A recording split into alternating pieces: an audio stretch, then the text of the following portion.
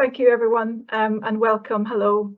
Let's get started. This is the webinar on an introduction to the 1958 National Child Development Study, or NCDS, as you'll hear us refer to it. This is a longitudinal birth cohort study of those born in Great Britain, and thank you all for your interest today, and we're really excited to take you through some of the details of the NCDS. When you registered for this seminar, we asked you what your current knowledge was of the NCDS or familiarity, and you told us that about half of you are not at all familiar or not very familiar, and around 21% of you are very familiar or somewhat familiar. So we're hoping that we'll move those of you who are not very familiar up towards the familiar. And for those of you who are already very familiar, we hope that we can answer some of your specific questions that you have about the study. So there's a live Q&A section at the end of this seminar. So please do put your questions in the chat. So, as I've said, we ask that you keep your cameras off and microphones muted at all times. Partly the reason for this is that we're recording this session and it will end up on the website, but it's also for your own privacy as well, and to avoid distraction for the other attendees. So please turn cameras off and mics muted. If you do have a question, we ask that you use the chat function. Please note your question will be visible to all attendees, but I will read out the question and I won't use your name at the end. And please do so throughout, put the questions in the chat throughout the webinar, and we'll come to those at the end of the session. If you happen to have any technical issues, please email us at this address. We do ask for some feedback and we'd be very grateful for it. So there will be a link posted in the chat. And we would just ask for your honest and critical feedback so that we can improve our training offer on these types of sessions going forward. So we'd be very grateful for those. And again, thank you for joining us today. So the plan for the next hour or so is firstly to talk a little bit about what we do at the Centre for Longitudinal Studies and the cohort studies that we house here. I'm going to give an overview of the NCDS, and then Vanessa Moulton, a senior researcher here, is going to take you through examples of research. We're going to look at the types of data captured by theme.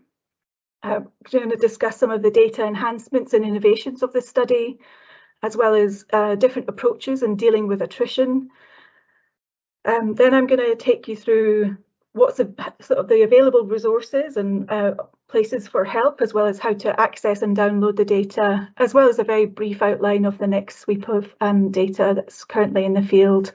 And then, as I say, we're going to go to a live Q&A to the panel of experts. I'll get them to say hello towards at the beginning of the Q&A section, but today we have with us the Director of NCDS, George Plebidis, Senior Survey Manager Matt Brown, the Survey Manager for NCDS Carol Sanchez, and a research fellow who's extremely experienced in using the NCDS along with our other cohort studies, Brian Dodgen. And today, the main presenters are myself, my name is Morag Henderson, I'm an Associate Professor here at CLS, and Vanessa Moulton, who's one of our senior researchers, and again, very experienced in all of the cohorts here. Let me just take you a bit about CLS and some of the other studies, so I can sort of point you to other resources we have before going into a bit more detail about NCDS. So at the Centre for Longitudinal Studies, we have 4 national longitudinal cohort studies, which follow the lives of tens of thousands of people. And each of our 4 cohort studies follow large nationally representative groups of people born in a given time period, whether that be a specific week or a year. Essentially, by collecting information from the same people over time as they live their lives, our studies offer a really powerful resource to answer important research questions. And let me just show you these 4 studies. The one that we're going to talk about today is the oldest that we house here at CLS, NCDS, or National Child Development Study.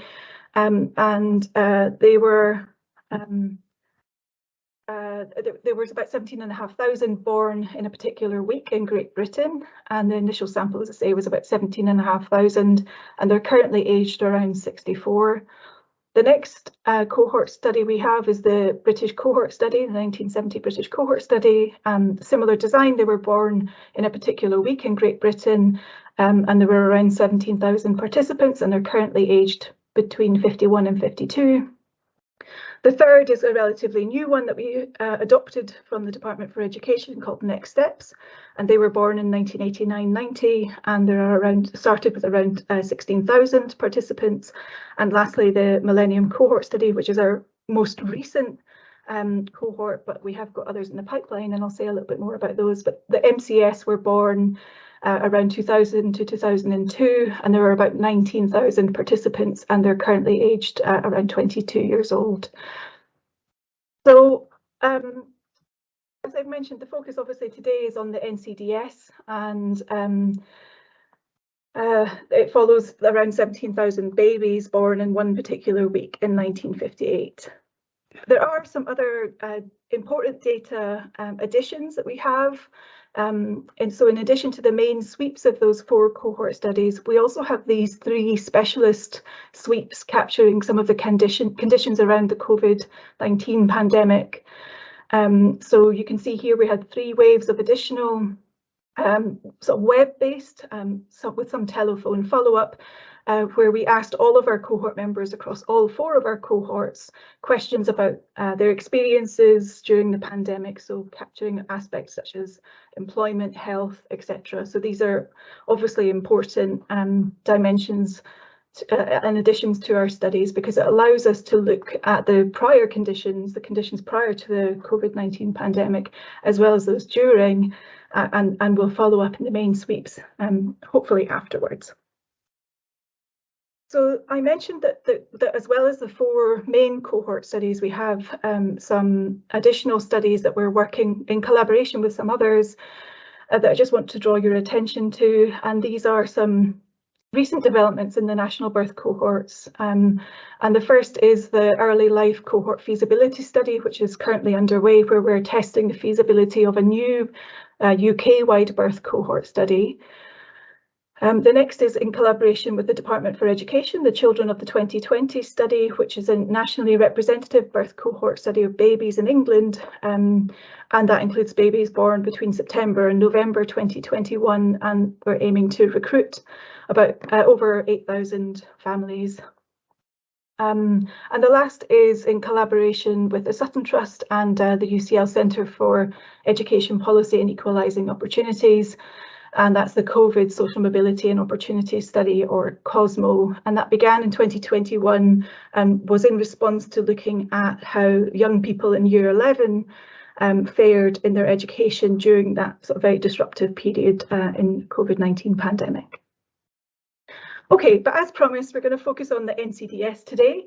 I'm just going to give you quite a high-level introduction before handing over to Vanessa, who will take you through a lot more detail about the study. So it's a multi-purpose, multidisciplinary study collecting detailed information on different aspects of the cohort members' lives, including economic, social and health.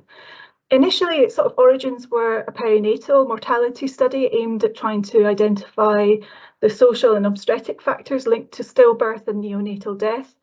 And the findings from the study has contributed to the improvement of maternity service in Britain and a reduction in perinatal mortality. The data collected about births and families of over just 17,000 babies born in England, Wales and Scotland, or Great Britain, in one particular week in 1958, which means that we have coverage of 98.1% of all babies born in that same week in the study. So the early focus, as I said, was medical, but with each sweep, the scope has broadened to include other dimensions. For example, the childhood sweeps, we've got educational, social and physical development. We look at transitions into adulthood, including family formation, employment trajectories, etc. We've got formation and maintenance of adult identity, as well as precursors of beneficial and adverse circumstances in midlife. The later sweeps, we focused again on economic inactivity, health, lifestyles and behaviour. And there's a link there to a paper that sort of gives an overview of the cohort profile. So in total, there have now been 11 sweeps of the study, and you'll see them represented here through the age of the study along the top in the grey shaded area. In the early sweeps, as you might expect, the main respondents were the parents, in particular the mothers. At age 16, there was more of a sort of an effort to get the cohort member themselves involved in participating in the study, and the cohort member became the main respondents from age 23 onwards. In the earlier sweeps, there were also medical examinations, and information was collected from schools, for example, how the child behaved in school, as well as their examination results. And the cohort members also sat a variety of tests at 7, 11 and 16, which assessed various aspects of their cognition. And a further set of tests were included in the age 50 sweep. The number of participants is shown along the bottom of this infographic, and you could see, as with most other longitudinal studies, there is a gradual decline in participation over time, or attrition. But in the last week, we had just over 9,000 who took part.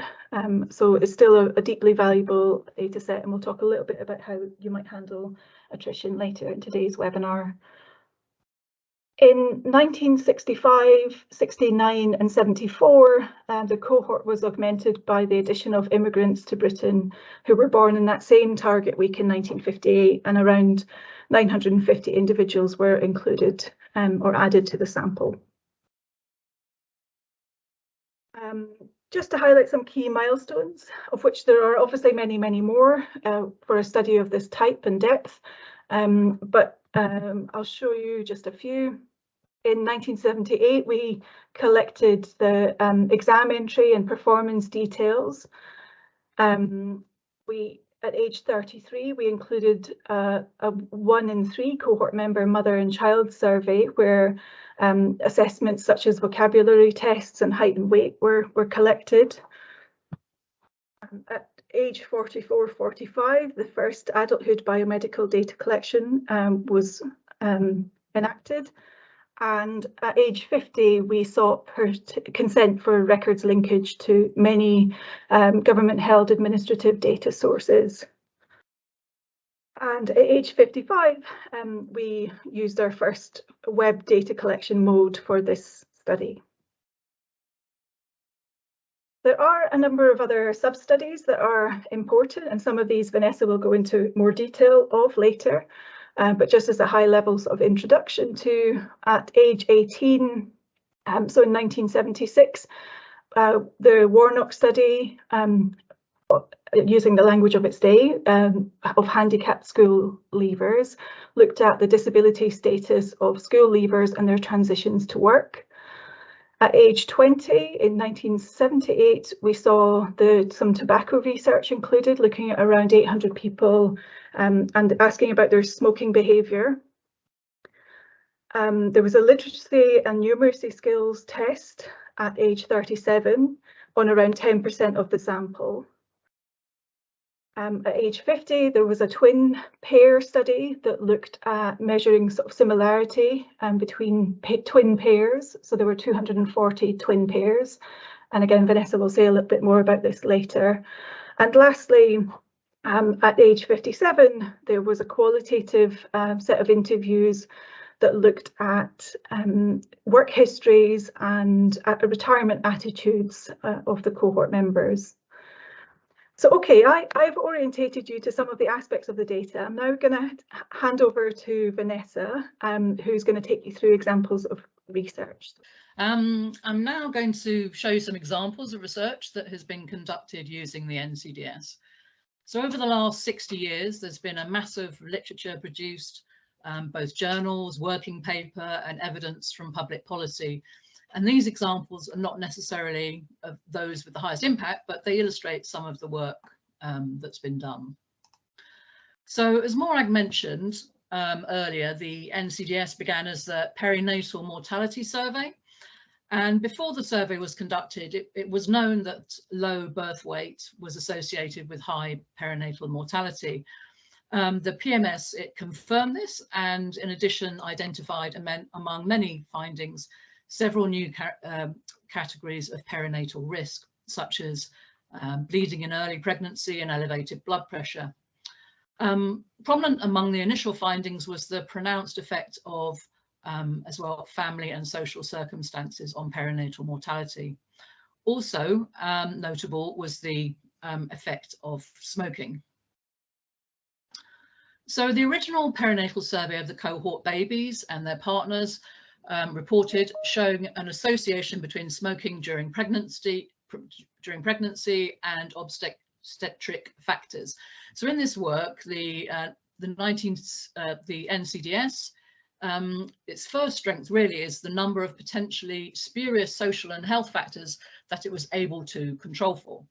The second major strength of the study has been its ability to continue tracking these correlations in the years which followed the original perinatal survey. So these follow-up data have confirmed the long-term adverse effects of smoking in pregnancy upon children's later development in characteristics as diverse as height and reading attainment. So based on the age 11 data, a modest publication in size called Born to Fail, which was 60 pages long, and it catalogued the extent and range of disadvantage in health, education, welfare, housing, income, and take-up of services amongst Britain's 11-year-olds at the end of the 1960s. And the final sentences of the book shown here convey very well the flavour of the book's themes, which still unfortunately resonate today. At a local authority level in particular, this message was influential. So there's one example in Strathclyde Regional Council, which covers about half of Scotland's population. They considered the report's implications in detail and built them into their policy and services. So Born to Fail was still being cited in Strathclyde's policy documentation some 10 years later. So moving forward, in the NCDS, there's been numerous papers on the influence of schooling and education on later outcomes, including educational attainment and earnings. For example, a paper looking at school quality as defined by pupil-teacher ratio found that once you controlled for ability and family background, the pupil-teacher ratio had no impact on educational qualifications or on men's wages, although it did have an impact on women's wages at the age of 33, particularly for those of lower ability. Workers also looked at early employment on later employment, including the impact of youth unemployment on later unemployment, and also the NCDS also follows research it can be used for intergenerational mobility research. And the paper here reports a clear intergenerational correlation between fathers and both sons and daughters in terms of labour market earnings and years of schooling. Other work has investigated the influence of poor physical and mental health in childhood and adverse childhood experiences on outcomes in adulthood and midlife. So for example, one paper includes the cohort members' economic circumstances, so things like earnings, labour supply, and other sources of family income, as well as physical and psychological health and relationship status. And they found that the effects of psychological health disorders during childhood were found to be far more important over a lifetime than physical health problems. Another paper shows that early psychosocial stress has an indirect lasting impact on physiological wear and tear via health behaviours, BMI and socioeconomic factors in adulthood. And another paper examining psychological distress within the same individuals from early adulthood to early old age across 3 British birth cohorts, including the NCDS, found that midlife appears to be a particularly vulnerable phase for experiencing psychological distress. And finally, here are some examples of recent work using the COVID-19 data collected in longitudinal studies, including the NCDS. So by asking the same similar questions during COVID across a range of cohort studies, and not just those housed at CLS, researchers have been able to look at a variety of topics, including risky behaviours, long COVID, while controlling for rich data collected prior to the pandemic. Also having pre-COVID measures of, for example, things like mental health and health behaviours, these studies have been able to examine changes and the influence of factors pre-pandemic on diverse areas of people's lives, such as work, sleep, exercise, health, and risky behaviours during COVID-19.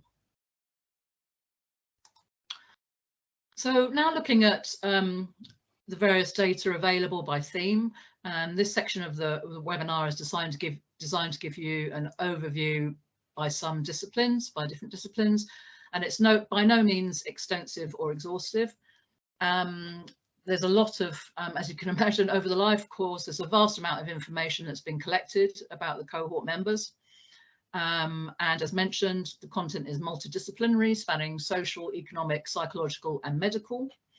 And just to say that the measures included at each sweep, they reflect age-appropriate questions.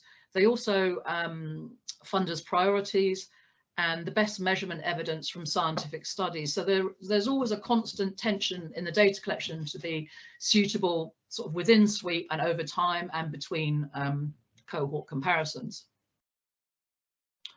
So the themes I'm going to look at are in a bit more detail, and you might consider these, for example, to be your main explanatory variables of interest or the main dependent variable of interest.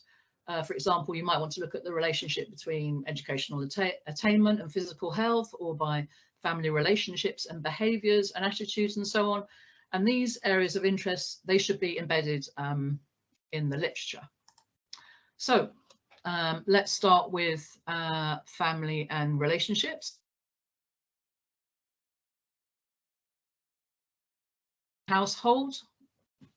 Capturing family change and family factors that may influence child development across childhood, including, for example, who the cohort member lives with and their relationship to the cohort member. We also measure whether parents were their biological parents, step or adoptive parents, parents' marital status and partnership formation and dissolution. Also mother's pregnancy history, labour and delivery, childcare in the early years, the socio-economic context of the family, and also family relationships. And these can be used to control for early life experience, as well as predictors of change as outcomes themselves, or longitudinally over childhood to investigate change or key timings in a child's development. So in adulthood, we've grouped the information by the cohort members, partner, family, and other related areas. And the numbers in brackets, in most cases, apart from the first on the left, show the age the data was collected. So the first bit of information which I draw you to is the partnership histories data set. And this is from age 16 to age 55. There's also socio-economic information about the cohort member and their partner, including their status, economic activity and employment histories, information on cohabiting and non-cohabiting relationships, as well as satisfaction with the partner relationship.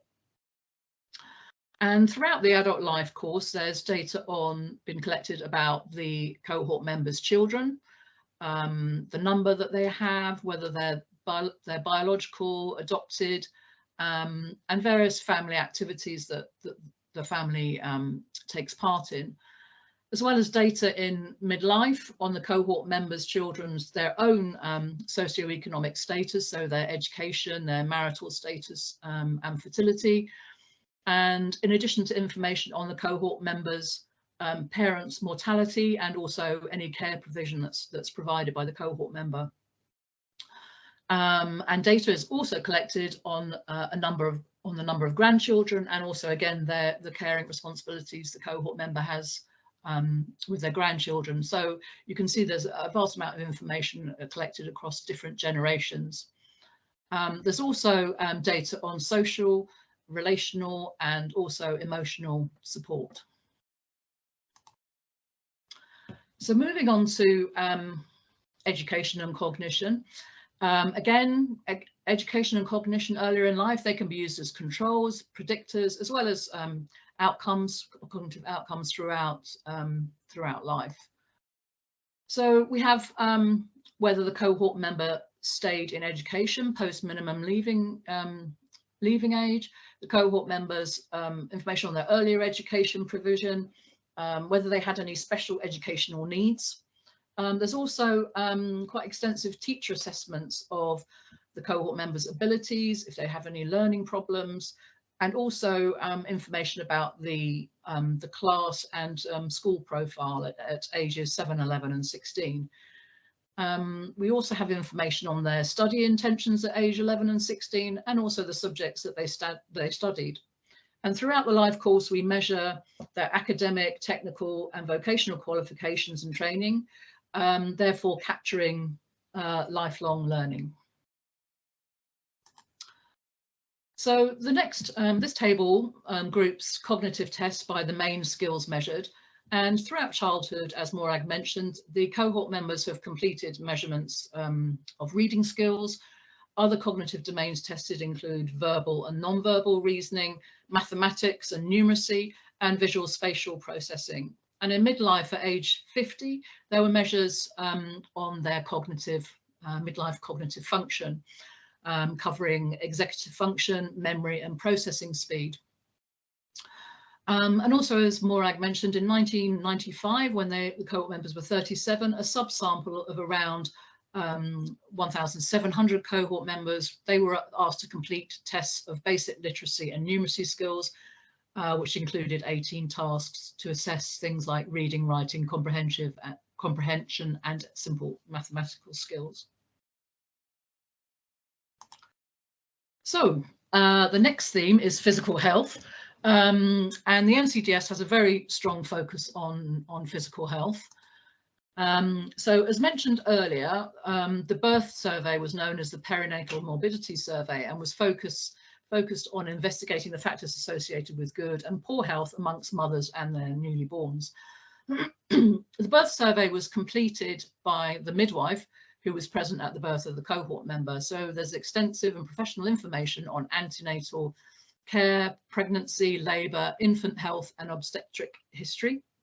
In childhood, we've also collected information on illness, on immunisation and vaccinations, and use of health services has also been collected. In adulthood, there's information on hospital admissions, the types of medication that they're taking, and whether they're suffering from chronic pain. In addition to this, there's linked administrative health data, which is available for health records in England and Scotland, and also deaths of the cohort members from 1958 to 2016, which will be updated in due course. So throughout the life course, measurements and samples have been collected. Height, weight has been collected at most sweeps, allowing for longitudinal analysis over time and identification for sensitive periods. Head circumference was measured in childhood and at age 44 to 45, hip and waist circumference. And there have been specific medical examinations in childhood at ages 7, 11 and 16, and also the biomedical sweep at age 44, which captured a range of measurements. So in childhood, we've captured vision, audiometry, laterality, coordination and speech, and then in midlife also vision and hearing, in addition to blood pressure, pulse and respiratory symptoms. So during the medical examination, the biomedical sweep at age 44 to 45, blood samples were collected by nurses, and just to say that from that we have information on cholesterol, things like insulin, fibrinogen, and C-reactive protein, etc. And assays were collected, and so we have DNA extraction, which I'll talk about a bit later. And just to say that we're currently collecting blood samples and similar measures, and they'll be available at the age 64 at the next sweep of data. So as well as objective measures, there are apparent collected in childhood and self-assessments of general health. And in addition to that, the short form of the health survey, the SF, known as the SF36, was asked at age 50, which is a 36-item patient-reported survey of patient health. There's also self-reported medical conditions, so whether they have a disability or chronic illness across the life course, and then other things like pubertal assessments at ages 11 and 16, and reproductive history and health in adulthood and midlife, including menopause and gynecological issues in midlife. And finally, for the physical health section, the NCDS also collects information on health behaviours, which could explain some of the health outcomes that I've mentioned or others, or could be explained by earlier life factors discussed, such as family relations, education and cognition. And these health behaviours include physical activity, diet, smoking, drinking, drug use and sleep. Also, there's information on maternal smoking during pregnancy, parent smoking, as well as the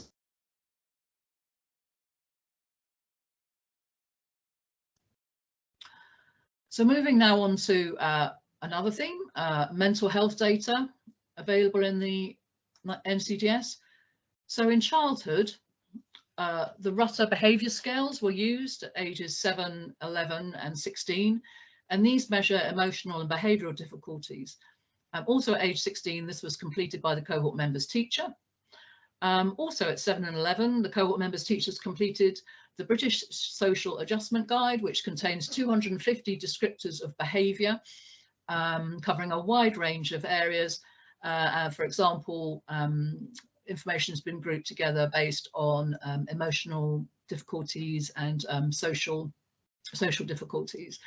And in adulthood, the malaise inventory measuring psychological distress has been measured 4 times from ages 23 to 50, along with the GHQ-12 psychological, which also measures psychological distress at age 42.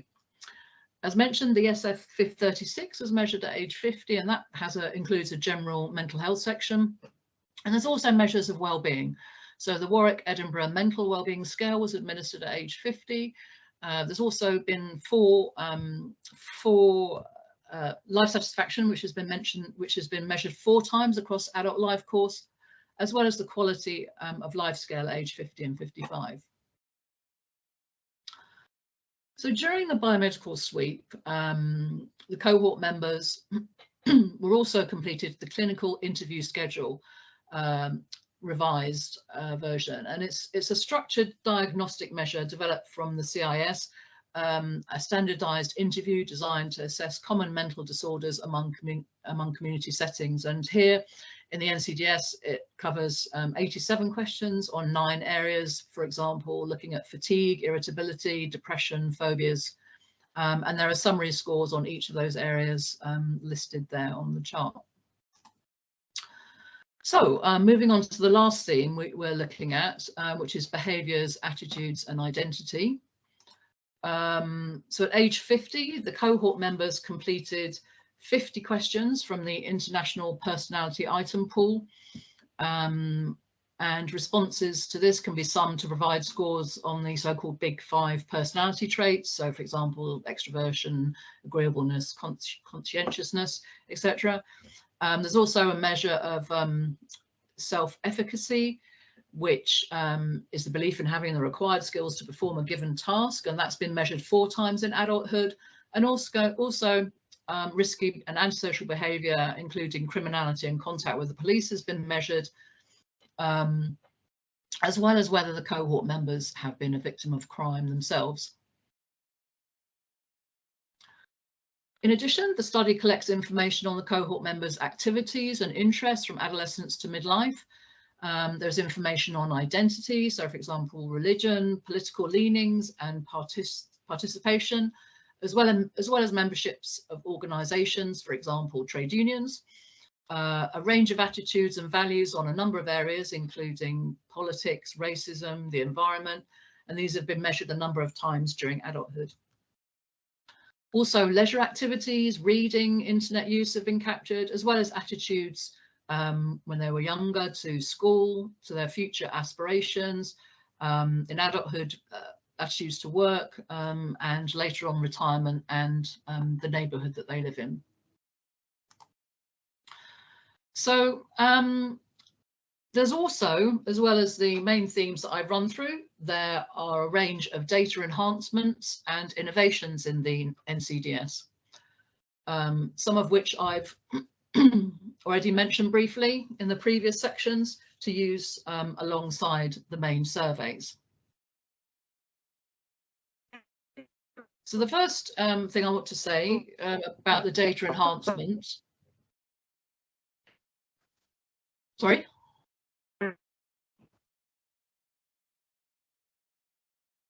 The first thing I'd like to say about the data enhancements, before I talk about them, is to highlight that I want to explain the different types of data to inform the next section. So there's a wide range of data available, and could you move the slides on? Is that okay?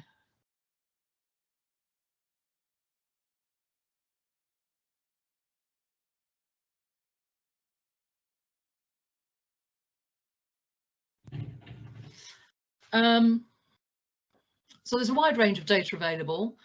The data goes through a process of classification based on sensitivity and disclosure, and is grouped into low, moderate, and the most sensitive and disclosive information. And most of the main survey data has been classified as low level of sensitivity and disclosure and is licensed under the end user license, EUL. And so in this scenario, your application is authorised directly by the UK Data Service, and you can download directly from there. Other data, which is under special licence, is moderately disclosive, and the most sensitive data or disclosive is available under secure access licence. So, for example, linked health data, geographical data, mortality data. And in order to access the secure data, you'll need to attend a specialised training course, and the link there is provided at the bottom of the slide for more information. So within the Centre for Longitudinal Studies, there's a substantive ongoing record linkage programme. And for the NCDS, consents were collected over different domains. And so far, we have health records for England and Scotland. These are available via the UK Data Service, and they are under secure access. And also the deaths in Great Britain via the special licence agreement. And there are user guides outlining in the details. And if you want to hear more about the used link health administrative data in the cohorts, there is a recording of a webinar which was held at the end of last year in December, which is available on the CLS training pages. So there's also geographical neighbourhood data available via the UKDS. So geographical identifiers such as the electoral wards and parliamentary constituencies are available in the NCDS from age 11 to 50, and output areas from age 42 via the UKDS under secure access licence.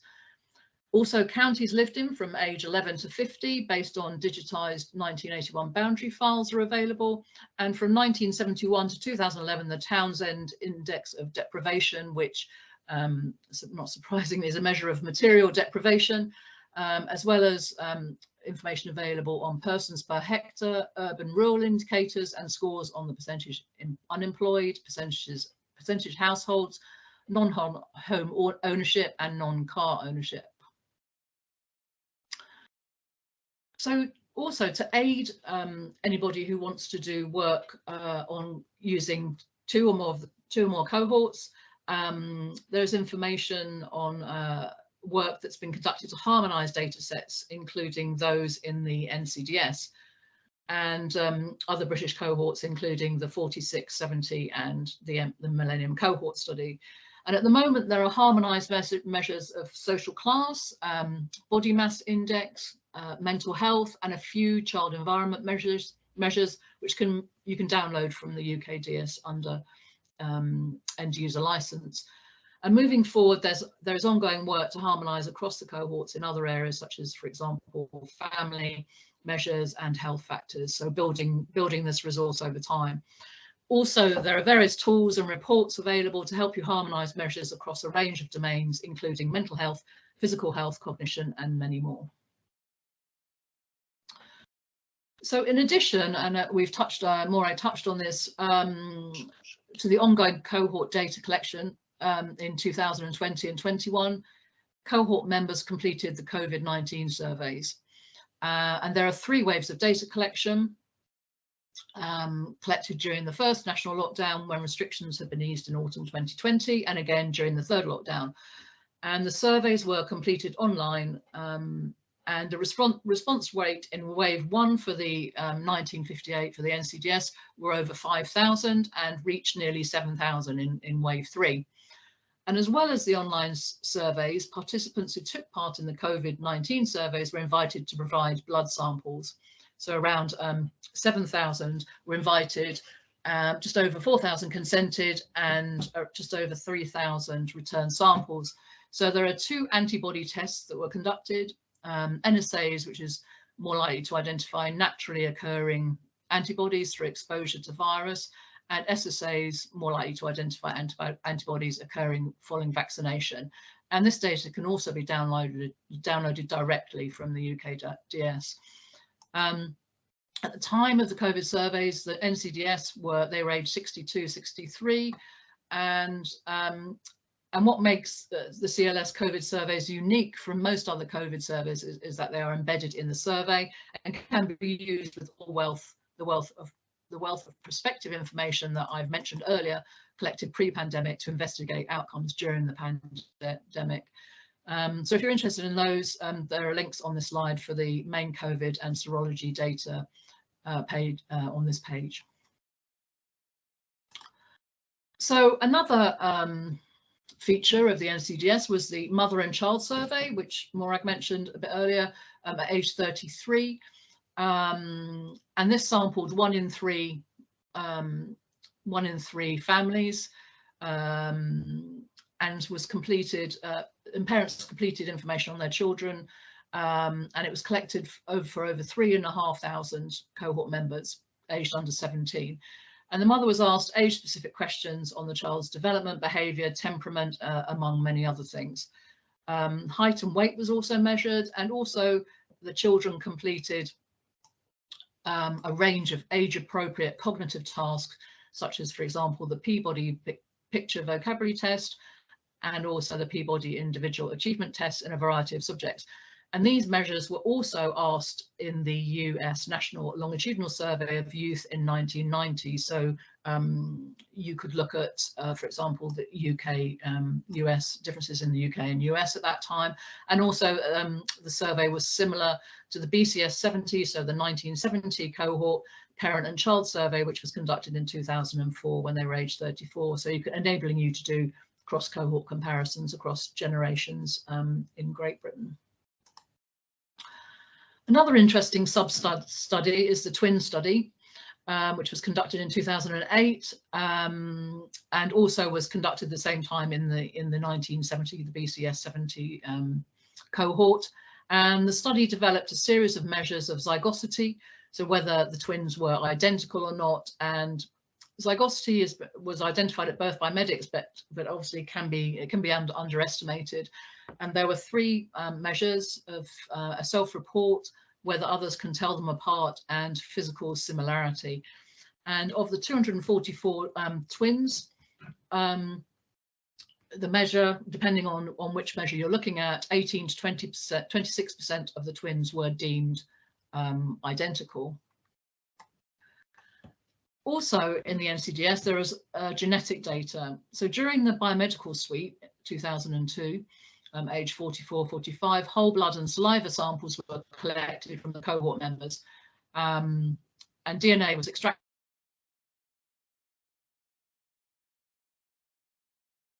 Both have been extensively genotyped, and forthcoming, we're currently working on a combined genetic data set from multiple chips, and that's being quality controlled at the moment, and also will be available polygenic scores for social and health traits, along with comprehensive documentation of the genetic data sets, which will be available fairly soon on the CLS website. And just to say that there are 4 main types of genetic data available, and more information about these data sets can be found at the link below if you want to have a look at that in more detail. And just to say that data access for the genetic data is via the CLS Data Access Committee, and they meet once a month, and so there's a fairly fast turnaround on that. The data sharing principles and approved criteria are set out on the CLS Data Access Framework, and you'll need to complete a CLS Data Access request and provide a full and detailed description of the purpose for which the data are requested, describing the aims of the study, research, methodology, ethico, legal issues and potential impact of the research for policymakers. You'll also have to complete a NCDS data dictionary file highlighting your request variables, and if approved, you'll receive a bespoke survey data set identified by a specific project ID. And again, I've given you a link there if you want to have a look at that in more detail. Another really interesting area of work is the open-ended questions in the 1958 survey. For example, at age 11 and age 50, the cohort members were asked to imagine that they were now age 25 and 60 respectively, and write about their life at this age in the future. So things like interests, home life, work, and when older, their health and well-being. And at age 11, there were about 10,500 transcribed essays, and just under 7,500 at age 50. There's an example there of someone's essay about waking up in the morning and wishing that they could be a miner instead of a lawyer.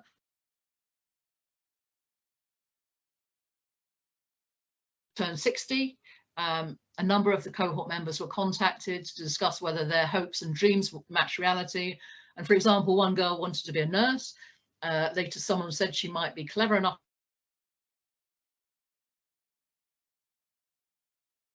is a GP.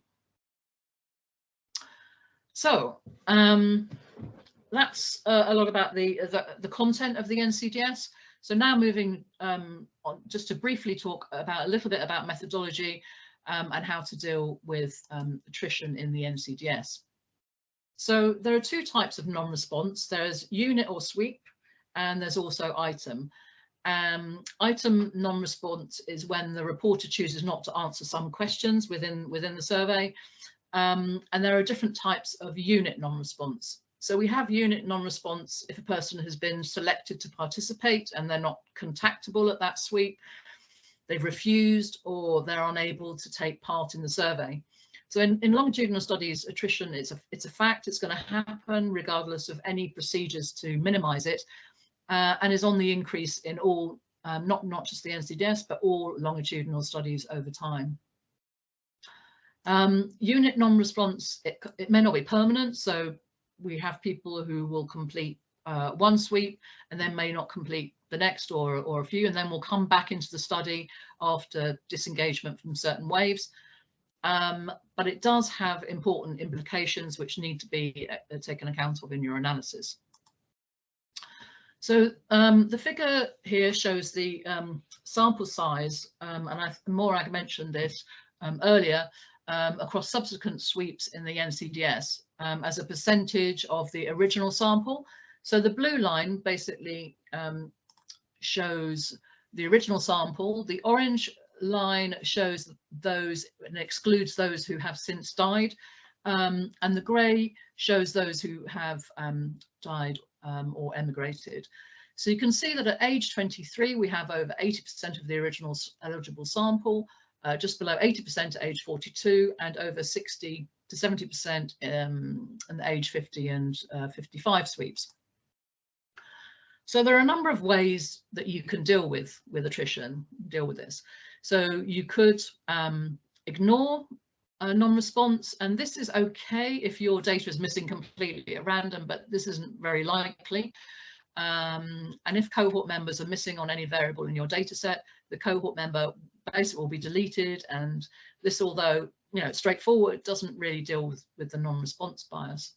One way to deal with attrition is to adjust the sample composition to take account of the loss of particular types of respondents by using non-response weights, so inverse probability weighting, or another more advanced methods, or one of them is multiple imputation.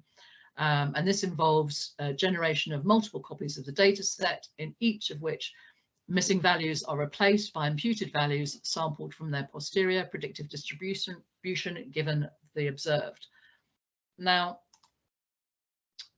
there are currently in the NCDS, there are no attrition weights available in the main NCDS dataset. The exception are the COVID surveys where weights are available for the NCDS. However, there is a handling missing data in the NCDS guide, and this covers the missing data strategy for the 1958 survey. And this includes how to conduct multiple imputation, how to develop and prepare for multiple imputation, and how to conduct and check a multiple imputation. In addition, there's information in there on how to construct inverse probability weights, and as well as signposting to various further reading. There are also papers, there's also advice on the CLS website, and if you're interested, there will be a training event shortly on this very subject.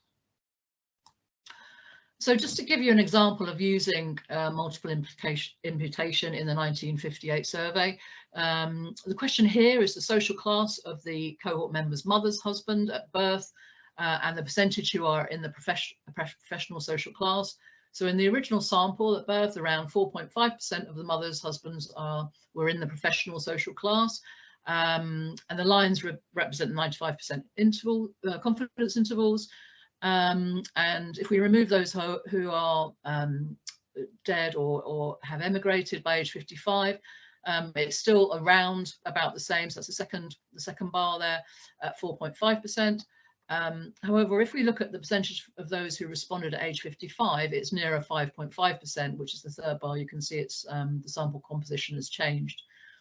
So, so we conducted multiple imputation using chained equations, 50 imputations, which include auxiliary variables, which are variables which are predictors of non-response at sweep 9. Age 55 from sweeps from the earlier sweeps, and this is represented by the bar on the far right, which is now, you can see, is very similar to bars 1 and 2. So by capitalizing on the rich data of the NCDS, we are able to restore sample representative despite selective attrition. So I'm now going to pass on back to Morag, who'll cover data access and some of the resources available to you. Okay, so in this final section, I'm just going to take you through the resources and data access and a very brief discussion on the contents of the current sweep that's in the field. So I'm assuming somebody would shout if you can't see my slides moving forwards. So just as a way to get started, for those of you who've never used the NCDS, there's obviously a wealth of resources that Vanessa's already touched on to help you navigate the way forwards. But I just want to give you an overview of some of the first ports of call, just to sort of summarise potential next action. So the first port of call is the CLS website, which has a NCDS specific page on which you can see that there are links to the specific sweeps, popular documentation, a summary on how to access data, as well as other interesting publications and results from the study.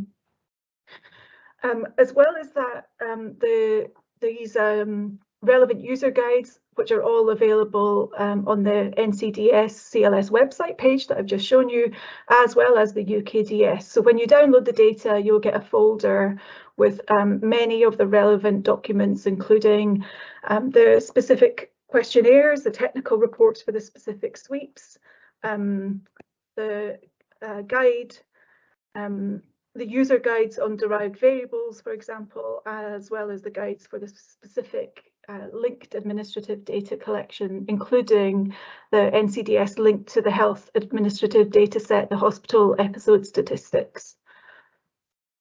There are other resources, so things that you'd expect to find on the CLS page and the UKDS page are user guides, questionnaires with the exact wording, question routing and variable names, technical reports, data dictionaries, as well as previous publications.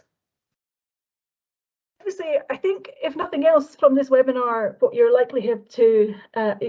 will have likely taken away is that it's a really rich and extensive resource with many, many variables that no one human can retain.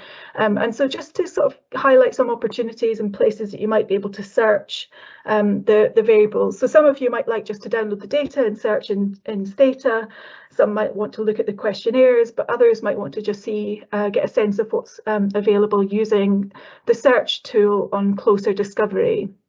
So this is a tool that allows you to put any key search terms in the box. In this example, I've just put politics, and you can select study specific. So you might be able to use the drop-down menu on the left-hand side and choose NCDS and next steps, for example. And then what it would do is show any variable with the variable name in pink and the search term highlighted in yellow, and it will tell you exactly what age and sweep and what question is available on that topic, and you can click on those variable names to find the frequency tables for each variable. So it's quite a high level but very searchable, user-friendly way to figure out what's in the data. As with all of our cohort studies, and as Vanessa said, the NCDS data is available at the UK Data Service. It's free to download for students, academics, government analysts and third sector workers. And when you go there, you can use the search bar to type in either the study number or a National Child Development Study, and it will take you to some of these pages that will show other available resources. So as I mentioned, when you download the data, you'll get a PDF with these resources that are listed here. And just to highlight, here on the right hand side, there's the response data and outcomes data, which will give you the specific responses at each sweep so that you can get the correct sample size and the correct N for each sweep. So the study number is actually the tail end of this web address at the top. So as I mentioned, you could search for 2000032 on the UKDS, or type in National Child Development Study, and it will take you to this page which has the data grouped by data type. So the first is survey and biomedical measures data. The next has a grouping of the linked administrative data, geographical data, etc. So it's quite an easy way to look at how the data is grouped by kind of characteristic. And so if we imagine clicking on that first one, which was the survey and biomeasures data, you'll see this list of information where you can look again at frequencies using Nestar, or you can download the specific data files that you want. So here we can see each data deposit by sweep. So we've got 1 to 7, as well as things like the partnership histories and the sample essays at age 11. The file description that's on the right-hand side is a single file where all of the childhood sweeps from age 0 to 16 are already merged together. So if you're looking for a sort of simple way to look at those collections of childhood sweeps, then that would be the data to download. So just the process of accessing the data, you need to register and set up an account at the UK Data Service. I suggest that you search for either NCDS or the study number. before downloading the data, you'd need to request the access and complete the actions, agree to the standard end user license terms and conditions, and any extra conditions that might come with the data, and then just select the data format, and it's available immediately for you to start on your analysis. Again, as Vanessa mentioned, there's slightly different processes involved for the genetic data or any secure access, but that information is all available on the CLS website. So looking ahead, this is that we're currently in the field for the NCDS age 62 to 64 sweep. It involves a 90-minute face-to-face interview with paper self-completion and a 60-minute nurse visit. There's a paper questionnaire asking people to report on their life histories, as well as some online diet questionnaires. We are expecting that the data will be available to deposit at the UKDS sometime in the summer of next year. And just to sort of whet your appetite, again, this isn't exhaustive, but this a list of some of the content that's included in the survey at age 62 to 64 under the sort of subheadings of employment and income, family relationships, cognitive function, mental health and well-being, and the expected questions that we would maintain on the physical health and health behaviours. As well as the nurse visit, we're capturing these objective measures of biomeasures of health. And just to say, the contents of the life history questionnaires are about people retrospectively or recalling their experiences at age 7, 11 and 16 on these different dimensions. Okay, so just to say what we think we've done and what we've aimed to do is take you through a brief overview of CLS and a high-level overview of NCDS before going into more specific examples and different types of research, as well as sort of touching on the impact of the study so far. Vanessa took you through the data by scientific theme or discipline, as well as some of the enhancements and innovations of the study, which makes it a really rich and valuable resource. I've just taken you through some of the resources available and pointed you to the ways to access the data. So I'm going to move to the Q&A panel in just a second. So I'll ask the panel of experts to please turn your cameras on. Just while you're doing that, I will also highlight that on the CLS webpage, we've got a link to the up and coming training pages. We have a missing data training and some affiliate training data on its way, but the dates are still to be confirmed due to changes in because of strike action. But please do keep an eye out and sign up for any up and coming training events that might be useful. Okay, so quick questions to the panel. So I'll leave this image on the screen and I'll maybe just ask everyone to say a quick hello and then we can move to the questions. George, can you go first? Oh, thank you so much, Morag. Hi all, my name is George Louvidis. I'm Professor of Population Health and Statistics here at UCL and I'm Director of NCDS. And next to me. Hi everyone, my name's Matt Brown. I'm Senior Survey Manager at the Centre for Longitudinal Studies. Thank you, Brian. Hi, I'm Brian Dodgen. I'm a Research Fellow at the Centre for Longitudinal Studies. I've been working on cohort data since 1990. Great, thank you. And Carol. I am Carol Sanchez and I'm a survey manager working particularly on NCDS and focusing on the most recent sweep. That's great, thank you so much. So please do keep your questions coming in. Okay, there's a question here. I was wondering how you determine whether a cohort member has died. Do you look at death records? Who would like to take this one on? Should I take that one? Yeah, Matt, go for it. We find out about deaths via a number of channels. So often, the family members of participants will proactively contact us to let us know when a study member has sadly passed away. We also often find out about deaths when we're conducting surveys. So when we're sending an interviewer to visit someone. But the most systematic way in which we find out about deaths is that, yes, we do have access to death records. So the study members are flagged on NHS Digital's database. So we are periodically updated with regard to deaths of our study members. There are some difficult discussions which are ongoing with regard to making this data available for research, but I can assure you that we're doing our best to try and resolve that. Great, thank you. And yes, with a presentation PDF will be shared among all participants. It's a lot of information to digest.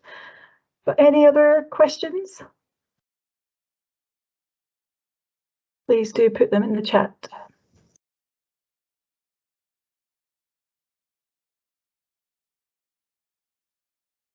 Okay, thank you. Do you have data on social support, life events and coping styles? Vanessa, do you want to, or Brian? Yeah, I could say that we do have questions at ages 42 and 50 on who do you go to for support? Do you confide in certain close friends? This kind of thing.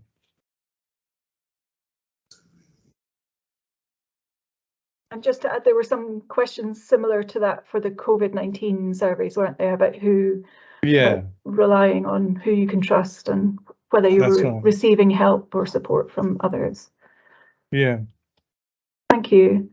Laurie, I can see your hand up. Oh, sorry, George, were you going to say something else? Just to briefly add on live events, also the COVID-19, there is information on live events, not a specific scale, let's say, over the life course, but there are questions on live events, but also on the COVID-19 web survey, there was a particular list of live events that we had information from, we asked information from our cohort members.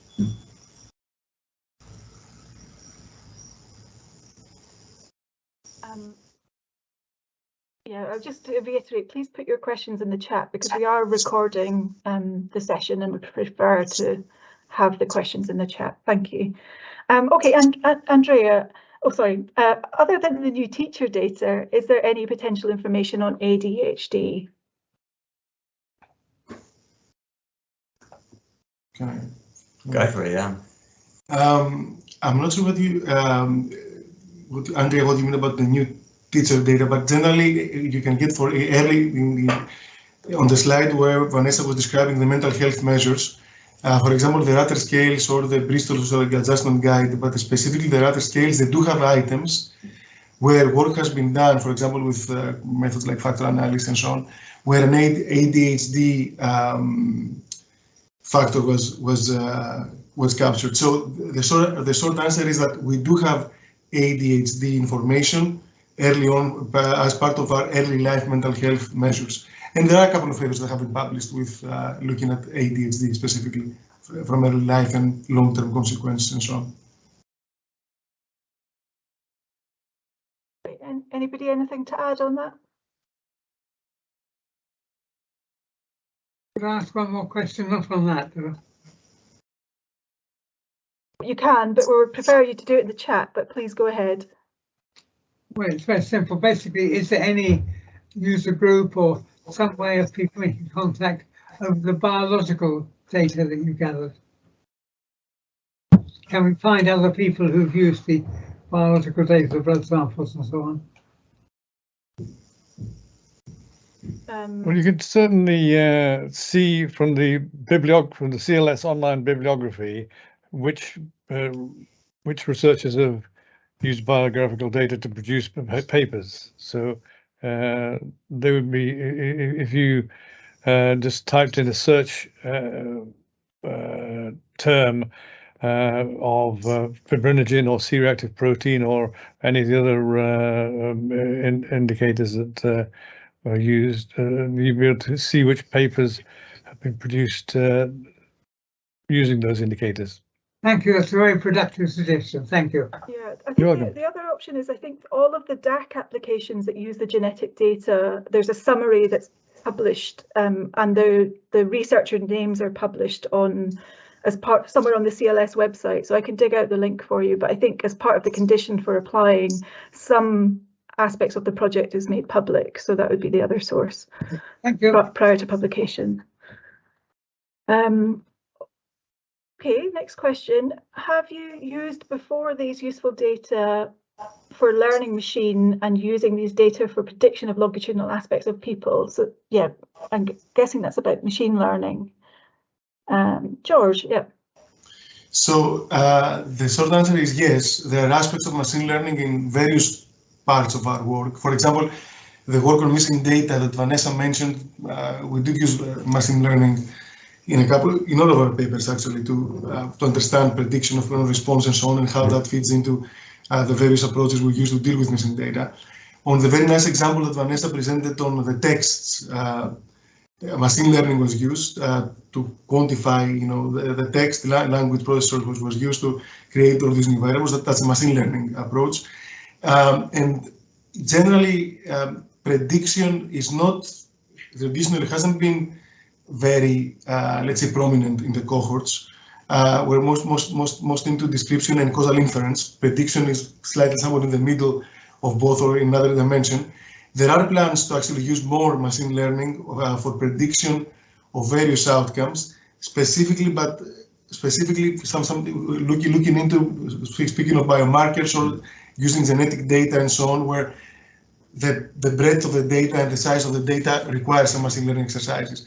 We have also used machine learning when we have large amounts of data from accelerometers, for example, on other cohorts, and so on. So to answer the question, yes, we have used machine learning, but prediction is an area which is developing in the longitudinal domain, and I think we'll be doing, us and other research groups will be doing more on that on NCDS and other cohorts.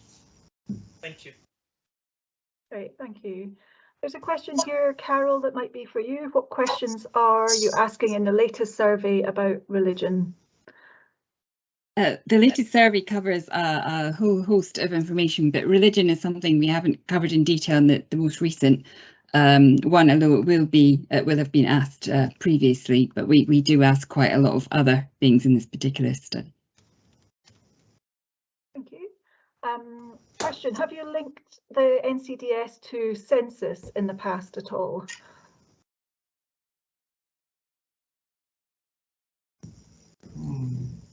Yeah, I mean, there has been some linkage between NCDS and the census. There's just thinking of one particular paper where because we have linked to area characteristics from census data and used and so that information is available and can be used in all manner of different types of research.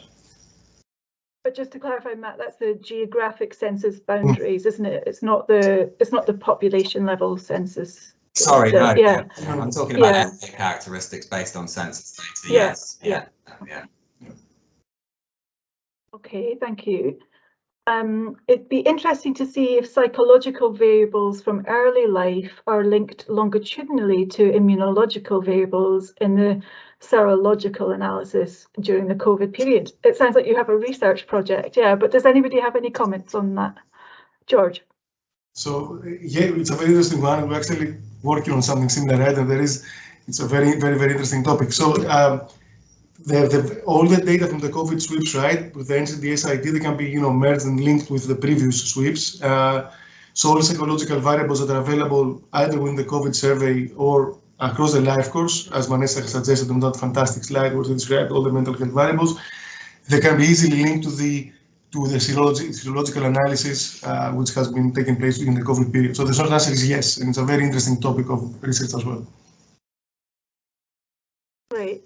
We're still available for more questions if you want to post them in the chat, but in the meantime, Richard's posted the link to the feedback form, which we would be really grateful if you could complete after this event.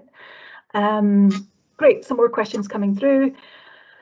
Any analysis on the relationship between psychosocial variables, e.g. agreeableness in the Big Five, and subsequent biological risk factors for CHD, for example, inflammatory markers, C-reactive proteins, systolic diagnostic blood pressure, etc. So yeah. I'm not sure if anyone gets that, George. So there is research on the link of early life mental health or mental health on various biomarkers and so on from our research group and other groups. I don't think, maybe I haven't read a paper using specifically the Big Five personality traits and inflammatory markers. And I think because the Big Five, correct me if I'm wrong, Matt, Carol, Brian, and Vanessa, everybody, The big five is at age 50, right? That's right. At age 50.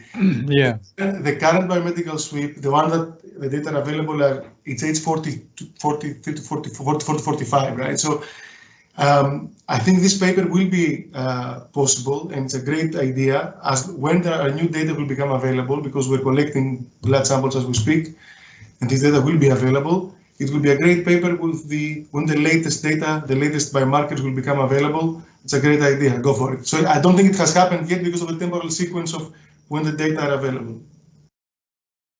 Remember, there's been a paper. There's definitely been a paper on trait agreeableness as a big five and what it's associated with. But I can't remember exactly what the conclusions were on that paper. There are papers on that, but I'm not sure whether they do biomarkers. But yeah. Question on the format that the data are provided. So when you download from the UKDS, Vanessa, do you want to take that one? Yeah, I think you get a choice of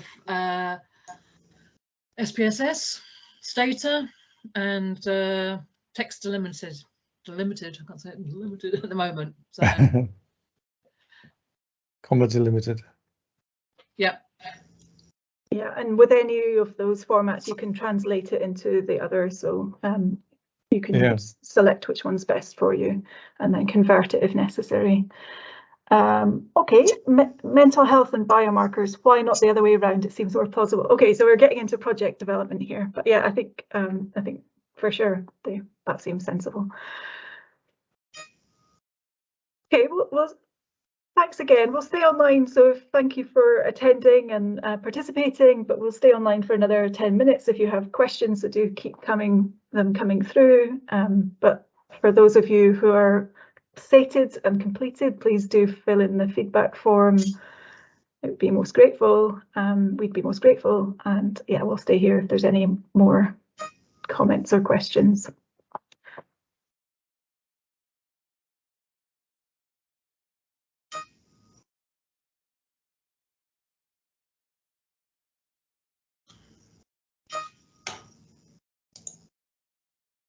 Okay, there's a question come through. Can you explain again what strategies you use to compare data on different subjects across time when dealing with attrition?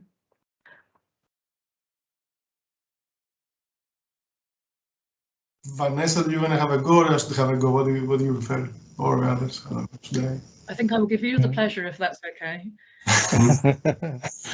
Okay, so all approaches depend on one thing. I mean, as Vanessa suggested, right? The attrition is unavoidable, not in NCDS, no longitudinal surveys. Essentially, our approach capitalizes on the rich data we have available before cohort members attrit, and especially during the early years where there is not much missing data, not much attrition. All approaches we use, either be it in inverse probability weighting, multiple imputation, or full information maximum likelihood, and so on. I won't get into the technical details because there are differences there and so on. What they try to do is, based on known information in the cohorts, try to predict the distributions of missing data, and based on this distribution, merge this, of course, with the observed data and make the best inference we can to reduce bias.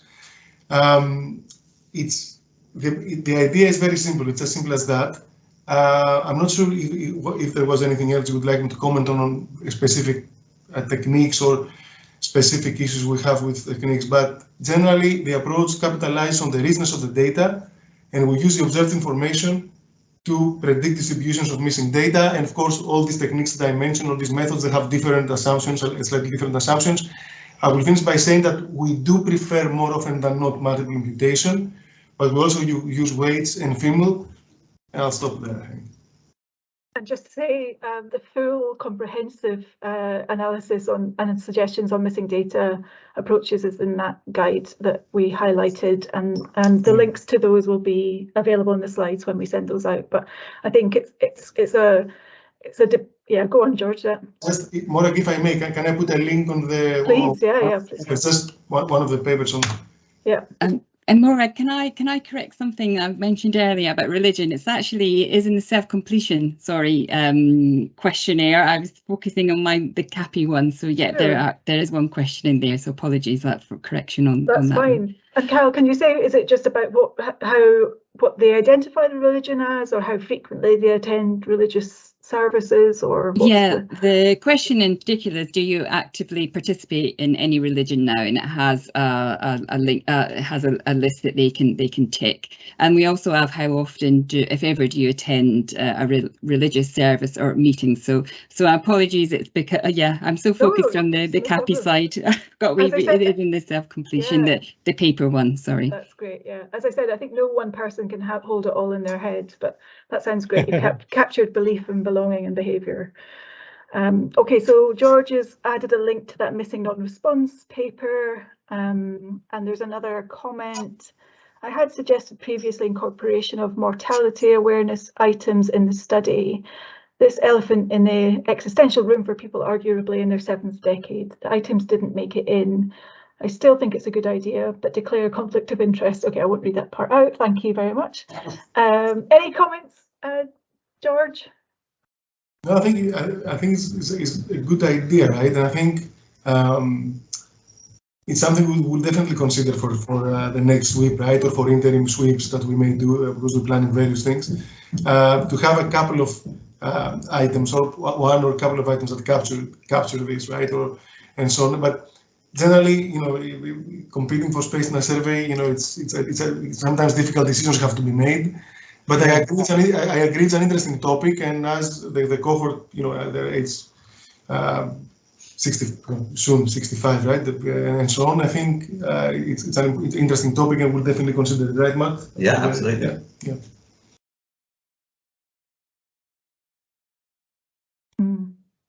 So yeah, looking specifically at end of life and the perceptions of how long run timing. I think that's a useful suggestion. Thank you. So with all the studies, we usually go out to the scientific community to consult with and take advice. As George says, there is a limit on how much we're able to include, and there's quite a lot of different competing demands, but we encourage you to participate in the consultations for that reason. The one thing I would say that it's a fairly obvious thing is that the good thing about longitudinal data, following people throughout their whole lives like we do, is that you can see in what order things work, things happen for them. Because if you've only got cross-sectional data to deal with, if you've only got people, say, interviewed once at age 42, and you want to see if there's an association between, say, mental illness and unemployment, cross-sectional data isn't going to tell you what may have caused what, but with longitudinal data you can see if people had mental illness first and then had long periods of unemployment, or did they have long periods of unemployment and then had mental illness. Maybe more we can end by saying something more about our fantastic latest sweeps, Matt or Carol, a new measure that we have or something to whet people's appetites about the data we have. What do you think is? I will ask Carol. Then, Carol, what do you think is the most exciting measure in our latest sweep? There are many exciting measures, right? But what do you think is the most exciting one? It's a difficult one because, as I mentioned, there is we asking quite a lot this next sweep that covers so much interesting stuff. But I do think the looking at people's their memory of their childhood, looking retrospectively, is going to be a really interesting finding for us and for future surveys, and how you can ask people and how the memory works, how reliable it's going to be asking them back about their childhood. So I do think that will be an interesting methodological thing going forward. What about you, George? What's your... I like all measures equally, Morag. Okay. Okay. They're all equally exciting to me. Okay. Okay, well, listen, I'll officially end the webinar and say thank you to our panelists,